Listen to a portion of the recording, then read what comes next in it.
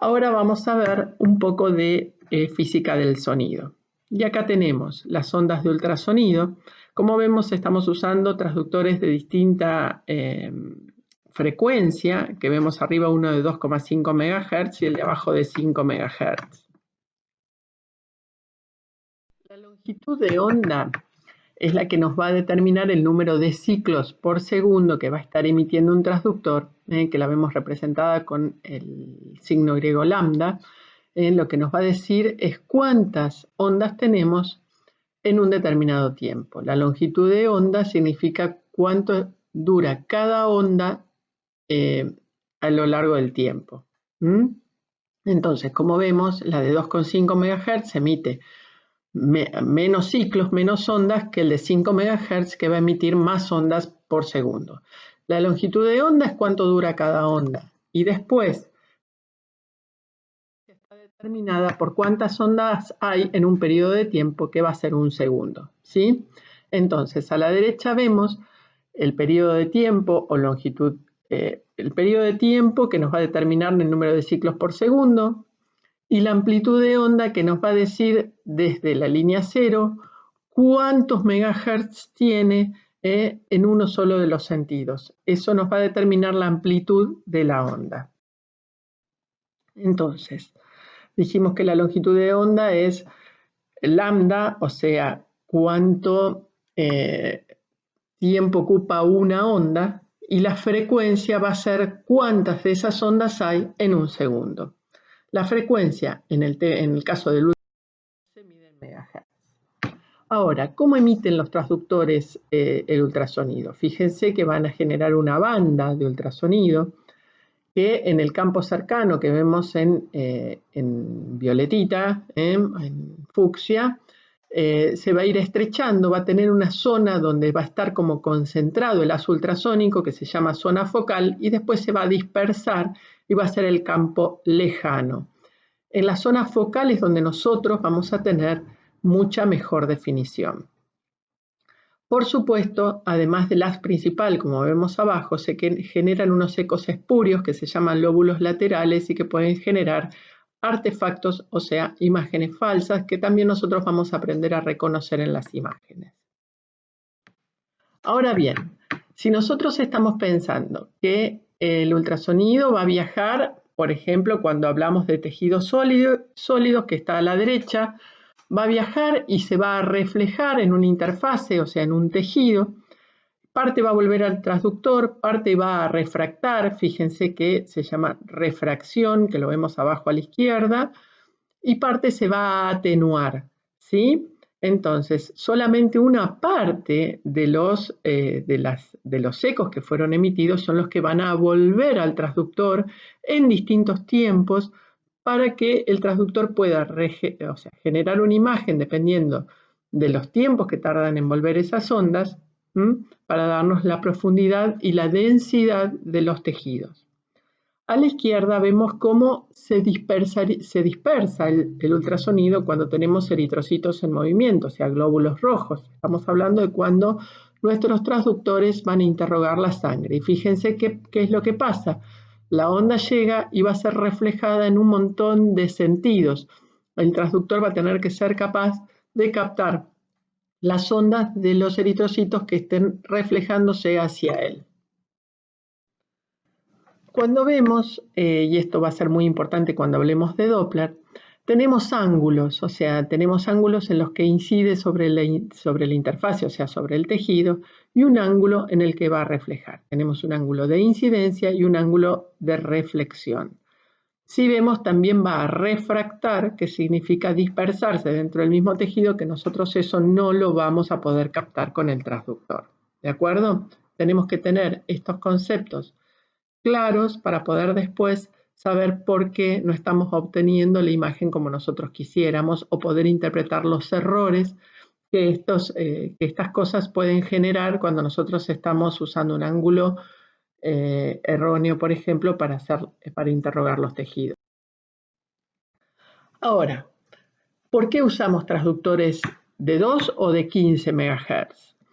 La frecuencia del transductor está directamente o indirectamente relacionada con la penetración. O sea, los que tienen menos megahertz, 2 megahertz, 2,5 megahertz, van a ser capaces de penetrar en el tejido, de interrogar tejido mucho más profundo. Por eso los transductores para cardiología son de 2 a 3,5 megahertz.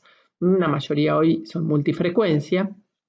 Y entonces va a ser inversamente proporcional a la penetración que yo pueda tener.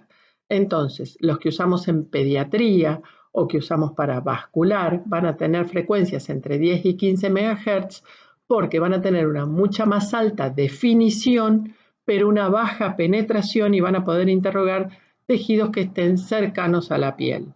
¿Sí? Entonces, fíjense en cómo podemos, a la derecha tenemos la penetración en centímetros, cuando tenemos transductores entre 15 y 20 MHz estamos interrogando más o menos una profundidad de 2 centímetros y cuando estamos usando un transductor de 2 MHz podemos llegar hasta 28, 26 centímetros para poder interrogar el tejido.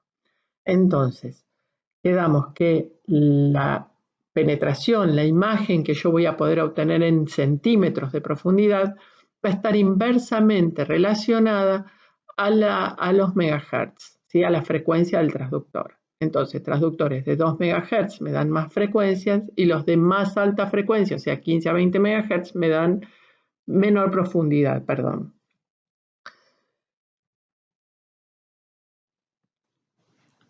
Con el advenimiento de la mejoría de la tecnología, apareció en escena la segunda armónica, un elemento que hoy tienen todos los equipos de eco. Y acá vamos a hablar un poco también. Cuando nosotros hacemos un eco, por ejemplo, si alguno tuvo la posibilidad de estar en un acantilado como puede ser Talampaya, donde decimos hola y ese hola va a rebotar y va a decir hola, hola, hola, hola y nosotros lo vamos a poder escuchar. Vamos a saber que ese eco que nosotros, o sea, esa voz que nosotros estamos emitiendo va a rebotar varias veces. La primera vez, el primer rebote se llama eco fundamental.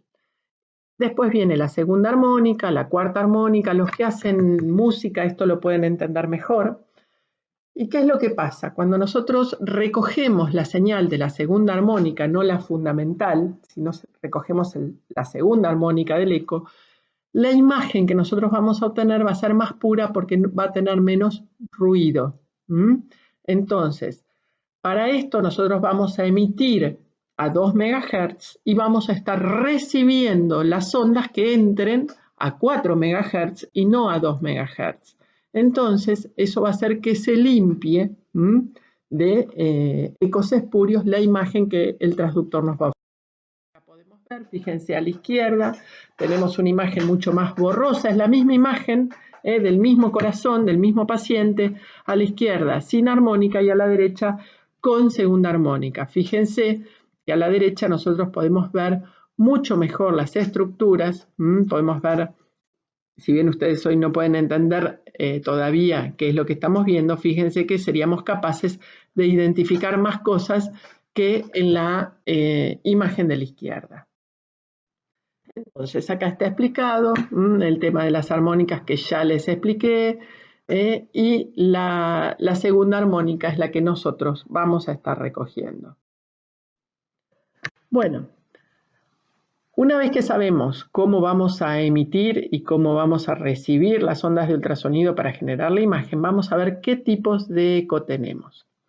Las maneras que tenemos nosotros de interrogar los tejidos nos van a mostrar distintas modalidades. Tenemos el modo M, que ahora vamos a verlo, el modo bidimensional, y después tenemos el Doppler, que lo que va a interrogar son los flujos. El ecomodo M fue la primera aproximación que tuvo en la historia la ecografía a los tejidos. Fue la primera modalidad que se pudo desarrollar. Era un haz ultrasónico único que emitía y recibía en esa línea. Por eso se llama modo M, porque en realidad lo que va a desarrollar es solamente esa imagen que nosotros vemos a través de una línea en función del tiempo. Entonces vamos a atravesar las distintas estructuras cardíacas que van a generar esos ecos que se van a reflejar y nosotros vamos a poder verlo en la imagen moviéndose en función del tiempo, pero siempre parados en la misma línea. Vamos a estar interrogando solo una línea dentro del espectro que puede hoy tener el bidimensional, que es el ultrasónico completo. Lo podamos ver, y si empezamos a ver la primera estructura negra, va a ser la pared del ventrículo derecho.